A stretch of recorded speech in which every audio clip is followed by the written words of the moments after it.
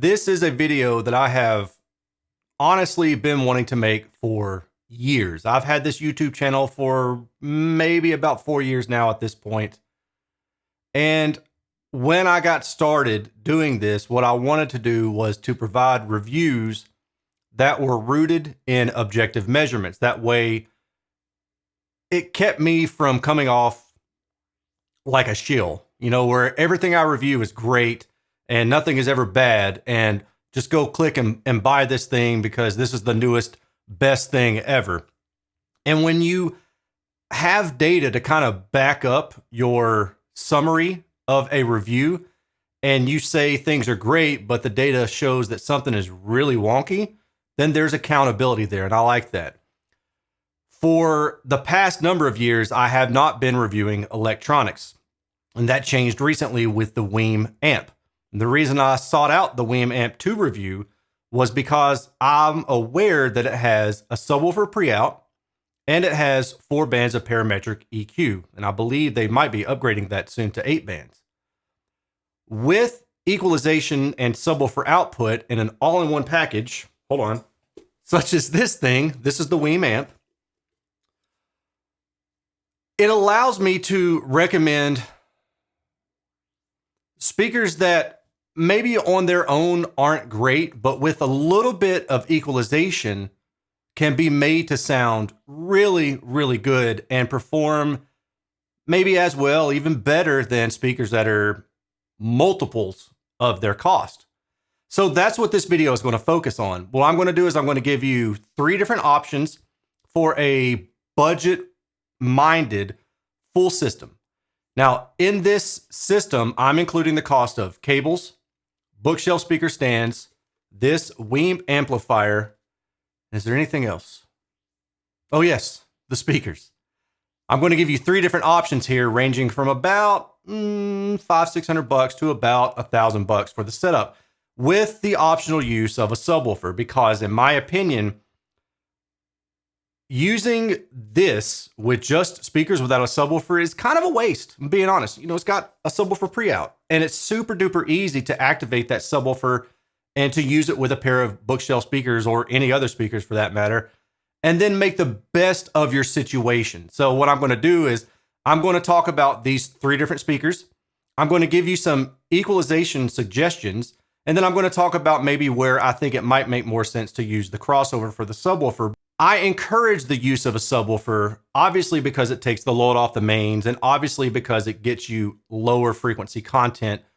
And in that capacity, it gives you more dynamic range.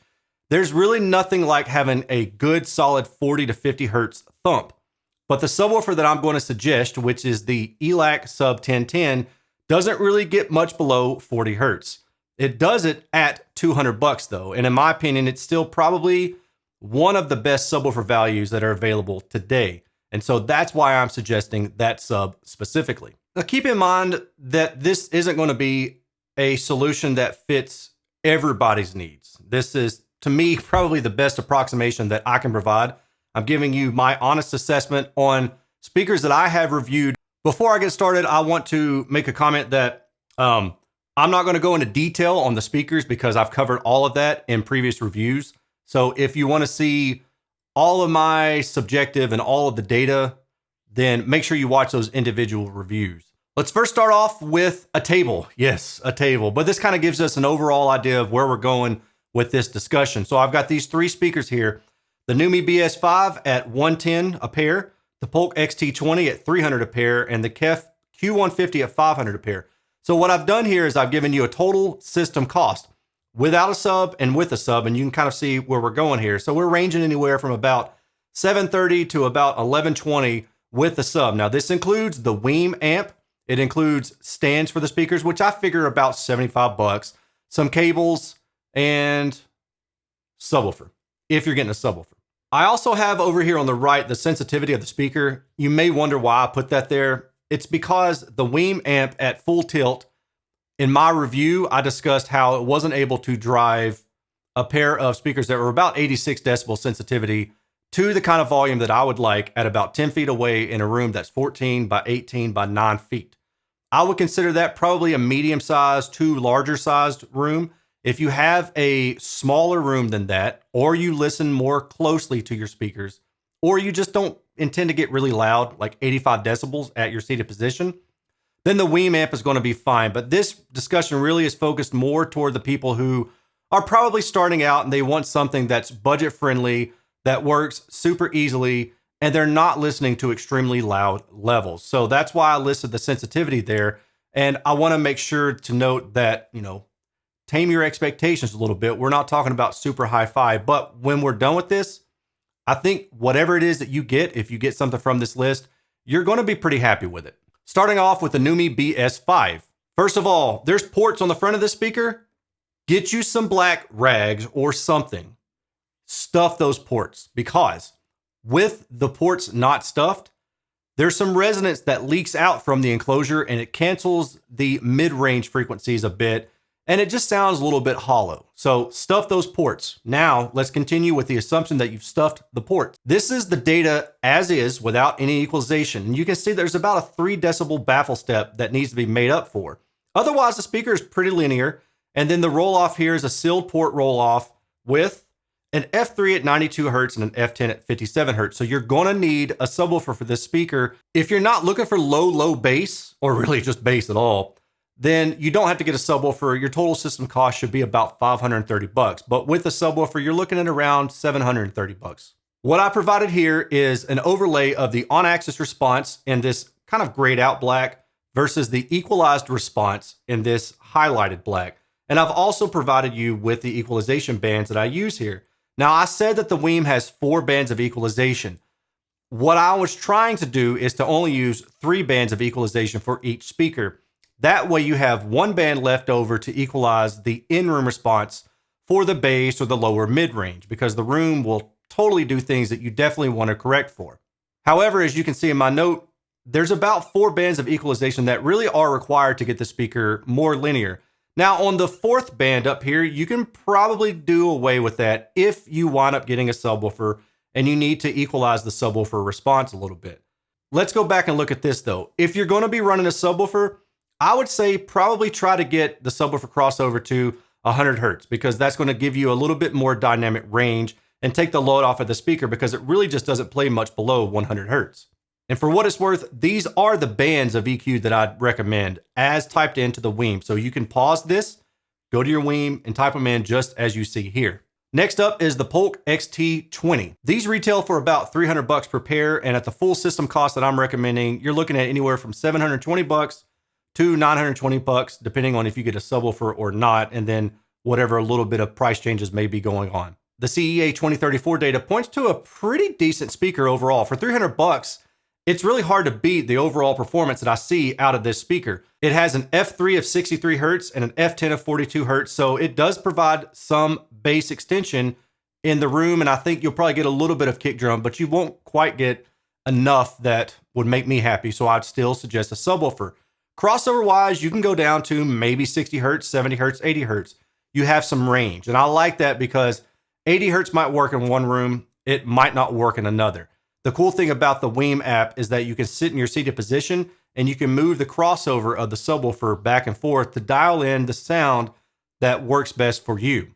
The thing I like about the speaker is that it just takes about 3 bands of equalization to really tidy things up. As you can see here, this is what I'm providing, just the 3 bands of EQ. And these are the EQ bands as seen on the Weem app. If you want to type them in just like this, and then add a subwoofer to 80, 60 hertz, somewhere in that region, you should be good to go. And finally, the KEF Q150. The KEF Q150 retails for about $500, but man, it's hard to not find it on sale for about $349, $359 or something like that. With that cost, the KEF Q150 is absolutely the no-brainer to go for overall system. It's going to put your total cost at somewhere between about $900 to about $1,100, depending on if you get a subwoofer or not. But that's at full retail for the KEF Q150. This is the CEA 2034 data. Again, another good speaker. There's a couple resonances here. This one, or conversely, this is a resonance and the other two are just standing out. Then the higher frequency treble, it's too bright on axis, pointing directly at you. The equalization that I'm going to recommend is assuming that you are pointing the speakers directly at you. But for high frequency equalization, just remember that if you turn them away from you, maybe point them out into the room instead of pointing directly at you, the treble on all these speakers is going to roll off some. Just keep that in mind. The F3 at 51 hertz and the F10 at 44 hertz, it's going to give you a good bit of mid-bass thump, but it also can still benefit from a subwoofer. I would say anywhere above 50 hertz to 80 hertz is going to be a good area to shoot for. And again, that gives you a little bit more room to play around with the crossover to see what works best in your room. This is the equalized response with just 3 bands of EQ. And then if you want to type it into the Weem, just as you see here, here you go. And then you still have 1 band of equalization left over for your subwoofer. So now let's talk about what happens once you bought the speakers, you bring them into the room, and you bought a subwoofer and you're like, man, there's some nastiness going on here. There's a resonant mode somewhere in the room. And I really would like to use that additional band of equalization to kind of fix what the room is causing issues with. In an ideal world, you'd have a lot more EQ bands, and eventually maybe you will with this app. But for now, I'm going to talk about just the 1 band of EQ. I'm going to show you what I would do. And I know that this may seem controversial to some, but I've been doing this for 15 plus years at this point. In the room, you can actually use your phone's microphone to measure the response of low bass. You don't have to have a $500 microphone. You don't have to have a $90 USB microphone. You don't have to have super duper software to equalize low bass response. Really, all you need is this. You just need a phone. Oh, that's my daughter. All you need is a phone and an app called Audio Tools. Once you do that, go up to YouTube, pull up this. This is Pseudo Pink Noise. Play the Pseudo Pink Noise, and all you really need to do now is sit in the seated position, bring up the Audio Tools app, put the phone in front of your face, and measure. In this case, you can see that there was a strong mode of around 125 hertz. Now, this was using my desktop speakers. I wasn't in my living room measuring a real setup, but this gives you an idea of what you would do. So in my case, I would bring up the Weem app. I would go to 125 hertz on EQ, and I would just bring that down a few dB to knock down that strong resonance. That would get rid of the chestiness from male vocals. In your case, you may have a resonance at 60 hertz or 80 hertz or 97 hertz or something like that. But just look for the main strongest peak and bring that down. Don't worry about the dips. You can't fix that with EQ. Look for the strongest peak. You got 1 band of EQ, so use it wisely. Bring that down until you get a more smooth response in your seated position showing up on the app. Now, don't do this for response above maybe 300, 400 hertz because you really do need a better measurement setup for that. But for the frequencies below that, your phone is certainly adequate. And if anybody tells you different, tell them to come to me. That wraps up this video, and I hope that it's been helpful to you. Even if you don't plan to buy these exact setups, my hope is that it gives you an idea of how to use the Weem amp and then use your app and your phone to get in-room response for equalizing the bass response. I have provided affiliate links in the comment section below, and I put them as step 1, 2, 3, 4, starting off with buying the Weem. Here's a link. Here's the link to the cables. Here's a link to the subwoofer. Here's a link to the different speakers at the different price tiers. If you're interested in any of these setups that I've talked about, please use that affiliate link because that definitely helps me out a lot, and I certainly appreciate it. It allows me to keep doing what I'm doing, keep the lights on, buy food, do fun things with my daughter, and I do appreciate you going that route if you decide to buy any things that I've talked about in this video. I will talk to you on the next one. Take care. Peace.